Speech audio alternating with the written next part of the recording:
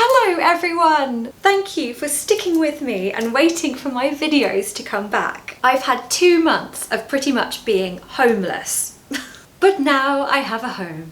Everything's a little bit amateur while I settle in this house. As you can see, there's a paint sample on the wall. We're doing renovations. Some of you guessed this back in May. I'm actually 6 months pregnant. That made the experience of being homeless even more challenging, as you can imagine. Anyway, I am so excited to be back filming videos. I'm raring to go. So if you're new to my channel, hello, hi, how are you? This is where you can find videos about daily natural English and pronunciation with a little sprinkle of British culture and etiquette. If that sounds good to you, feel free to stick around for this video. By the way, we are experiencing a heat wave in the UK right now, so if I look boiling, that is why. Oh, it's hot. Today's video is about 10 ways to say hello, overall helping you to sound more natural and more native. Oh, I've missed saying this. Don't forget to watch to the end of the video for the advanced level word of the week. It's a good one. Let's start learning again. Number 1, how to say hello to a new friend. Making friends, how lovely. If you just so happen to make a friend that's English or from the UK, you're going to need to know this. Hey, how are you? Or hi, how are you? Notice that we say this all in one breath. We don't pause between hey or hi and how are you. My mouth looks so strange when I say that. Hey, how are you? Oh, wow, wow, wow. It's a very natural, friendly and very native way to greet someone. Number 2, how to say hello to an elderly person. We use the word elderly to refer to older people. We can call them the elderly or an elderly woman, an elderly man. So for the elderly, you should really go with either hello or good morning, good afternoon or good evening. This is because there is a certain degree of respect for the elderly. We should respect our elders. When I was younger, I actually did some work experience at a care home, and it was so rewarding. I loved chatting to all the elderly people there. I can remember saying, "Oh, hello Ethel, how's the foot this morning?" She had a bad foot. Or, "Good morning Arthur, can I get you a cup of tea?" I might have to volunteer doing that again because I absolutely loved it. Number 3, how to say hello to royalty. If you're ever in the situation where you meet the king, it could happen. My friend met the Queen actually. Ah, wouldn't that have been amazing? If you are a man, you're going to bow, and if you are a woman, it is the etiquette to curtsy, which is when you put your right leg or your left leg behind the other leg and you go down. It's a bit difficult to do when you're 6 months pregnant. Hello, Your Majesty. Hello, Your Majesty.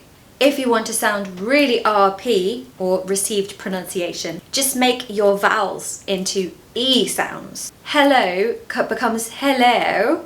Your Majesty becomes Your Majesty. Just to sound really posh. Number 4, how to say hello to your boss. So this context is, you guessed it, professional. This is someone that you don't want to come across as too familiar with. The best option is to go for good morning, good afternoon, good evening, depending on the time of day, and follow it very quickly with some nice small talk. You can choose anything you like for the small talk, the weather, your journey to work. Good morning, how was your journey to work? Good morning. Gosh, it's really tipping it down out there, isn't it? That means raining heavily. Of course, it does depend on your relationship with your boss. I used to have a boss and we were pretty friendly with each other. It's up to you to gauge how professional you need to be. Number 5, saying hello to someone in a shop. You know, when you just go into a shop and you want to be friendly, you can just say hi there, or just hi, or hey, or hello. Usually they say, "Do you need any help with anything?" And you just say, "No thanks, I'm just browsing." That means you're just having a look. You're curious as to what that shop sells. Now lately, I've been working on being a bit friendlier when I go into a shop. Usually I'm that customer that just wants to when they approach me, I can just feel my heart beating like, "Go away, leave me alone." Which is so weird, right? I mean, why wouldn't I just want to get into a chat with someone in a shop? I mean, fair enough, if English is not your first language, I can imagine that being pretty scary. But I have no excuse. I Anyway, guys, try to talk to people in shops if you can, or at least say hello to them. Number 6, someone you haven't seen in a long time. This is someone you know quite well, so the language will be quite familiar and friendly. Hi, long time no see. If I haven't seen my student for a while, I'll often say this, and then they ask, oh, what did you just say? You just said an expression, what was that? And it's long time no see. It just means I haven't seen you for a long time and I'm very happy to see you now. It is so hot. Why don't we have a fan? I need to buy a fan. By the way, the UK is not set up for hot weather and there is no air conditioning in any shop, building or bank or anything. Enjoy that if you come to the UK in the summer.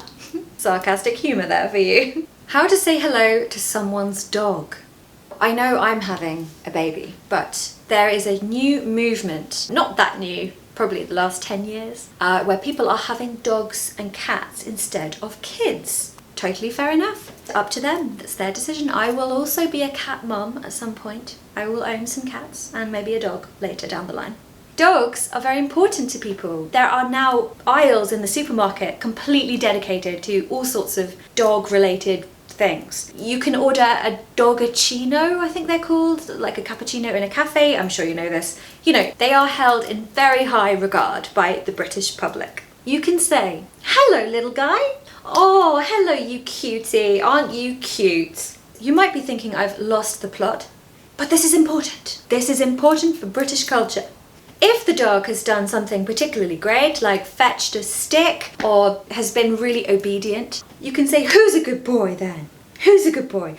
I personally can't talk like this because it cringes me out a bit. I can't really use baby talk either with babies. That's just me. I will talk to my baby like it's 40 years old. Would you like a cup of tea? Yes? Yes or no? If you have a dog and you want to make friends with other people that also have dogs, you can also greet the owner. What breed is he or she? Oh, he's so adorable. I've never seen one like that before. Oh, doesn't he have lovely ears? Oh, how old is he? I'm stroking the dog here.